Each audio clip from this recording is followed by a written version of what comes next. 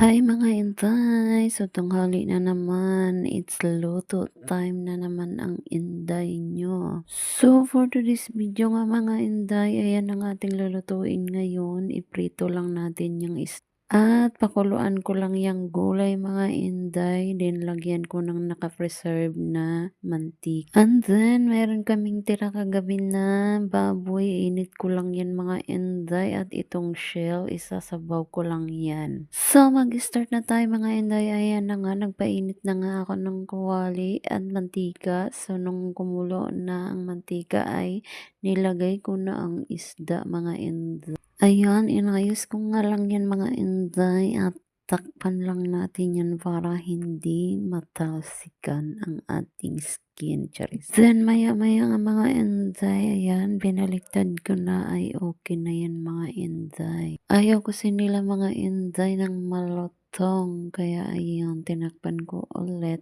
para hindi malsik. And then, ayan, luto na siya mga inday. Ready to serve na. Sunod naman na lulutuin natin mga inday ay yung gulay. So ayan, nagpakulo lang ako ng tubig dyan na may asin. At pagkakulo nga mga inday ay nilagay ko na rin itong mga gulay.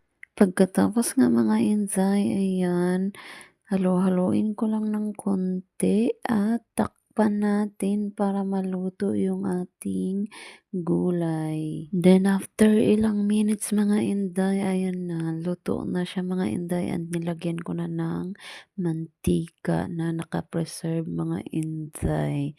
O, di ba ang bilis lang maluto ng ating gulay. So, ayan, ready to serve na.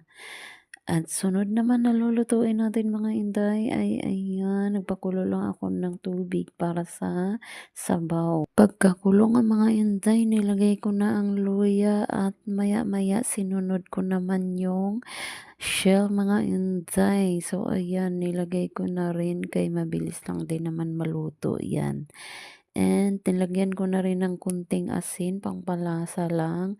At yan, antayin lang natin na kumulo mga inday at bumuka lahat ng mga shell ay okay na yan mga inday. O di ba ganyan lang kasimple ang mga pagkain nila dito mga inday. So ayan, antayin lang natin na kumulo at bumuka lahat. At tiyaran, luto na. And then, yung ininit ko naman na baboy mga inday ay okay na rin. So yun lang. Thank you for watching.